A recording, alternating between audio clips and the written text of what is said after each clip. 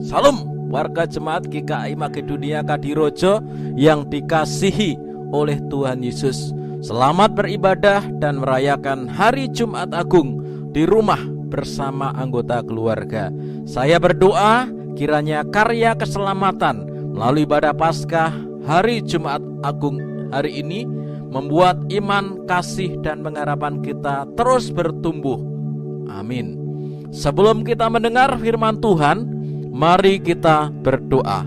Bapa kami yang bertahta di surga, kami bersyukur jika pada kesempatan ini hamba boleh menjumpai warga jemaat GKI Kadirojo yang sedang beribadah bersama dengan anggota keluarga mereka dalam memperingati ibadah kematian-Mu di salib.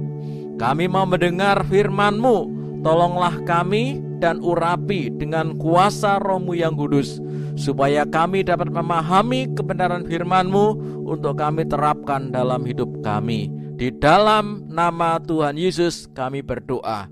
Amin. Mari kita akan langsung membuka firman Tuhan yang terdapat dalam Kolose pasal 2 ayat 13 sampai dengan ayat yang ke-14.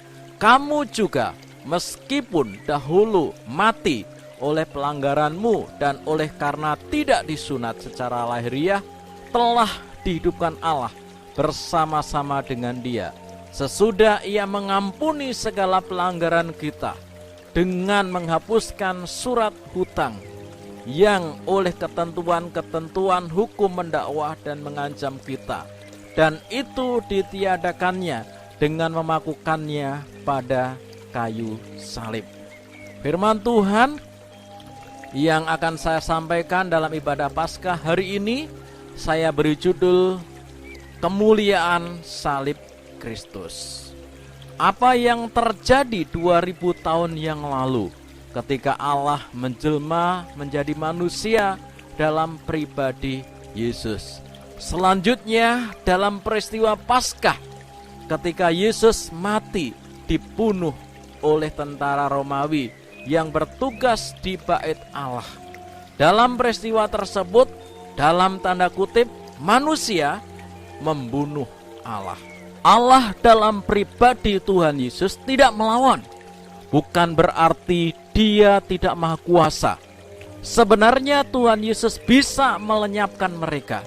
Tuhan Yesus bisa meminta kepada Bapa atau kepada malaikat untuk membinasakan mereka yang hendak membunuh dan menyalibkannya. Tetapi itu tidak dilakukannya. Yesus menyerahkan dirinya, bahkan dipandang hina oleh orang-orang yang menyalibkannya.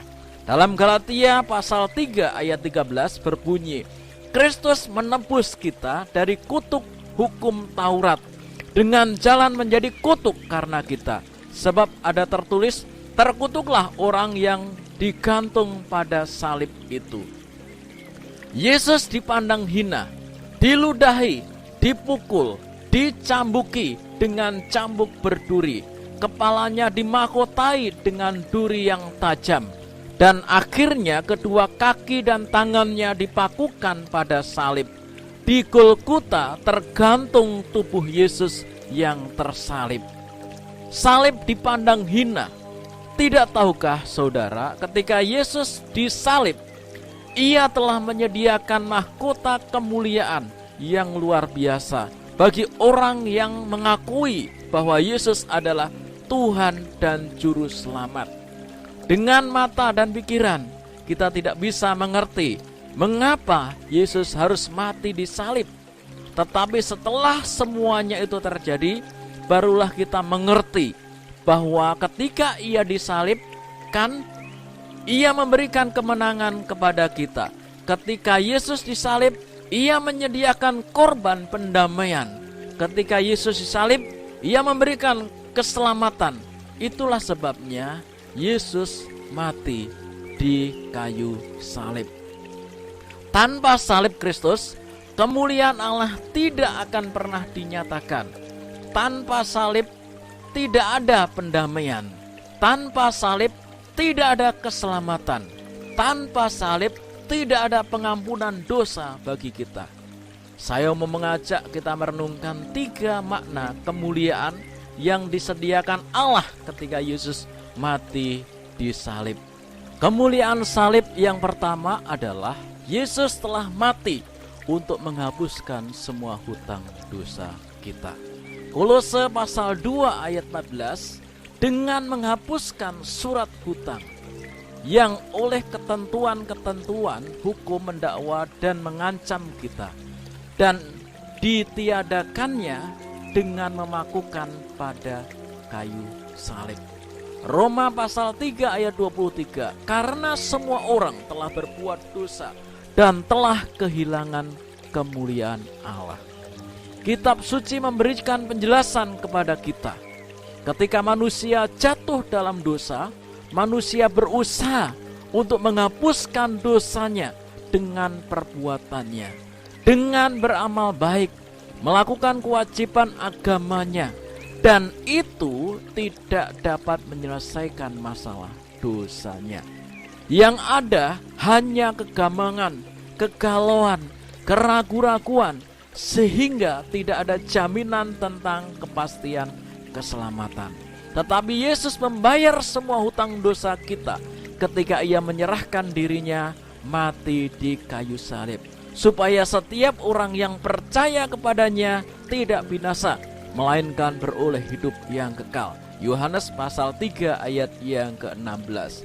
Ada sebuah ilustrasi tentang seorang rabi Yahudi yang bernama Yochanan bin Saki. Dia berpesan kepada muridnya, jika nanti saya mati, yang pertama, jangan mengenakan jubah putih pada mayat saya. Lalu muridnya bertanya, apa alasannya guru? Jawabnya, saya akan malu jika masuk neraka, karena di neraka tidak ada orang yang memakai jubah putih. Selanjutnya yang kedua, jangan kenakan jubah hitam pada mayat saya. Lalu muridnya bertanya, apa alasannya guru? Jawabnya, saya malu jika masuk surga, karena di surga tidak ada orang yang memakai jubah hitam. Yang ketiga, kenakanlah pada mayat saya jubah abu-abu. Lalu muridnya bertanya, apa alasannya guru? Jawabnya, supaya tidak terlalu nampak. Kalau saya masuk surga, ya bersyukur. Demikian pula jika saya masuk neraka, tidak terlalu nampak, karena saya memakai jubah abu-abu. Bapak Ibu mengerti apa yang saya maksud dengan ilustrasi ini? Itulah gambaran orang yang ragu-ragu tentang jaminan keselamatan dan hidup yang kekal. Melalui Paskah ini saya mengajak supaya warga Jemaat GKI Kadirojo makin memahami dan merasakan bahwa masalah dosa kita telah diselesaikan oleh Yesus ketika Ia mati disalibkan. Yesus memberikan pengampunan melalui kematiannya, sehingga kita mempunyai pengharapan tentang keselamatan itu. 1 Petrus pasal 1 ayat 18 sampai 19 berbunyi demikian, sebab kamu tahu bahwa kamu telah ditebus dari cara hidupmu yang sia-sia, yang kamu warisi dari nenek moyangmu. Itu bukan dengan barang yang fana, bukan pula dengan perak atau emas, melainkan dengan darah yang mahal, yaitu darah Kristus, yang sama seperti darah anak domba yang tak bernoda dan tak bercacat. Pada hari Jumat Agung yang kita peringati hari ini, Yesus telah menyelesaikan masalah hutang dosa kita, bahwa hidup kita telah ditebus oleh Allah, bukan dengan barang yang fana, bukan dengan perak atau emas, melainkan dengan darah yang mahal, yaitu darah Kristus, yang sama seperti darah anak domba yang tak bernoda dan tak bercacat.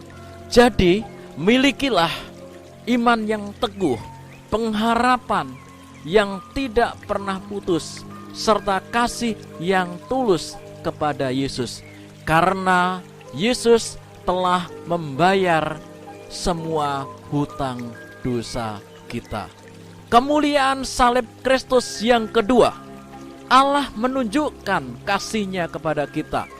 Roma pasal 5 ayat yang ke-8.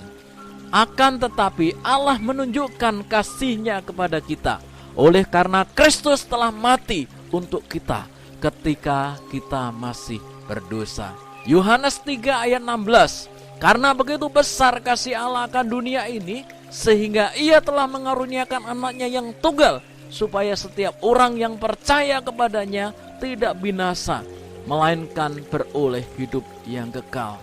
Kasih Allah yang besar telah dinyatakan kepada kita ketika Kristus mati di kayu salib.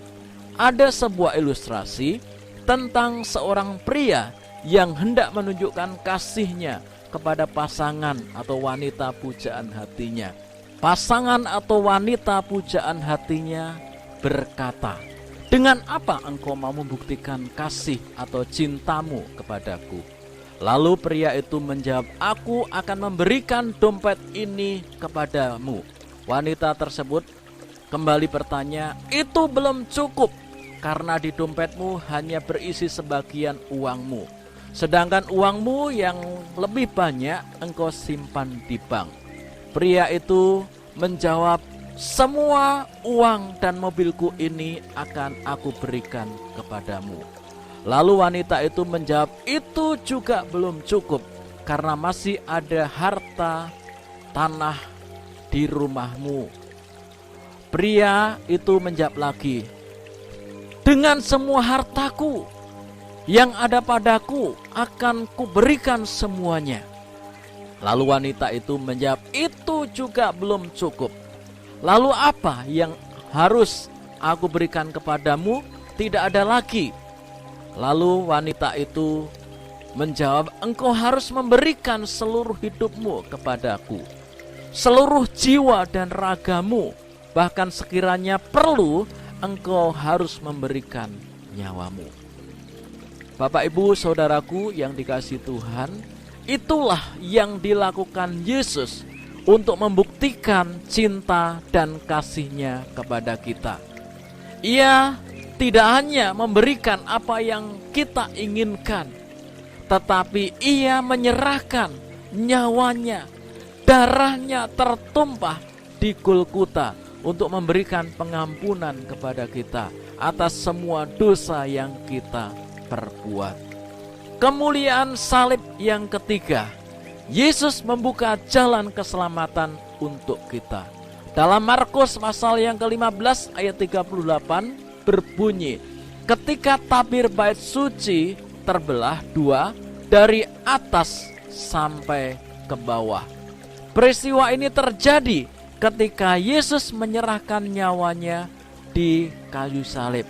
Ini menjadi suatu tanda bahwa hubungan antara manusia dengan Allah tidak dibatasi lagi oleh bait suci, oleh ruang kudus dan ruang maha kudus. Karena kematian Yesus di kayu salib, manusia bisa datang kepada Allah kapan saja dan di mana saja. Manusia tidak harus datang kepada Allah dengan perantaraan para imam, tetapi Yesus menjadi perantara hubungan kita dengan Allah. Yohanes pasal yang ke-14 ayat yang ke-6, kata Yesus kepadanya, "Akulah jalan dan kebenaran dan hidup. Tidak ada seorang pun yang datang kepada Bapa kalau tidak melalui aku." Ibrani pasal 10 ayat 20, karena Ia telah membuka jalan yang baru dan hidup bagi kita melalui tabir, yaitu dirinya sendiri. Yesus menjadi perantara kita dengan Allah. Yesus menjadi pembela bagi setiap kesalahan dan hukuman yang akan ditimpakan Allah kepada kita. Ketika Yesus mati, Dia bangkit pada hari yang ketiga. Dia menampakkan diri kepada para murid-muridnya, lalu Ia naik ke surga. Ia duduk di sebelah kanan Allah. Artinya bahwa Yesus menjadi pembela kita. Yesus telah membebaskan kita bukan saja dari dosa-dosa kita, tetapi Yesus telah melepaskan kita dari hukuman maut. Ia akan menggenapi apa yang Ia katakan. Akulah kebangkitan dan hidup. Barang siapa percaya kepadaku, ia akan hidup walaupun ia sudah mati. Dan setiap orang yang hidup dan yang percaya kepadaku tidak akan mati selama-lamanya. Salib telah dipandang hina dan telah menjadi sarana oleh Allah untuk memberikan kemuliaan bagi kita dengan cara yang pertama. Ketika Yesus mati di salib, Allah memberikan pengampunan karena semua hutang dosa kita telah dibayar dengan lunas. Kamu telah ditebus dari cara hidupmu yang sia-sia. Yang kamu warisi dari nenek moyangmu itu bukan dengan barang yang fana, bukan pula dengan emas atau perak, melainkan dengan darah yang mahal, yaitu darah Kristus, sama seperti darah anak domba yang tak bernoda dan tak bercacat. Karena itu, persembahkanlah hidupmu kepada Allah sebagai persembahan yang hidup, yang kudus, dan yang berkenan kepada Allah. Yang kedua, ketika Yesus mati di kayu salib, Allah menunjukkan kasih-Nya yang besar kepada kita. Allah menyelamatkan saudara dan saya dan memberikan hidup yang kekal. Sampai hari ini Allah terus menunjukkan kasih-Nya kepada saya dan saudara. Bersyukurlah atas anugerah tersebut dan tetaplah dalam keputusan saudara untuk mengikut dan mengiring Tuhan. Tetap setia kepada Tuhan. Yang ketiga, ketika Yesus mati di salib, Ia menyediakan kemuliaan bagi saudara karena Ia telah membuka jalan keselamatan dan menuntun pada hidup yang kekal. Seperti apa yang telah disampaikan kepada kita, akulah kebangkitan dan hidup. Barang siapa percaya kepadaku, ia akan hidup walaupun ia sudah mati. Dan setiap orang yang hidup dan yang percaya kepadaku tidak akan mati selama-lamanya. Kiranya firman Tuhan ini menjadi berkat bagi kita semua. Mari kita berdoa. Bapa kami yang di surga, kami bersyukur atas firman-Mu hari ini. Berkatilah hidup kami, supaya kami dapat menerima kemuliaan yang telah Engkau sediakan melalui salib-Mu. Berkatilah semua jemaat-Mu yang sakit, kiranya Engkau berkenan menjamahnya supaya menjadi sembuh. Yang sedang berbeban berat, kiranya Engkau berkenan memberi kelegaan kepada mereka. Kiranya kasih dan setia-Mu Engkau limpahkan kepada mereka, supaya mereka bisa menikmati berkat Tuhan. Apa yang baik dari Tuhan kiranya Engkau berikan kepada mereka. Di dalam nama Tuhan Yesus kami berdoa dan mengucap syukur. Amin.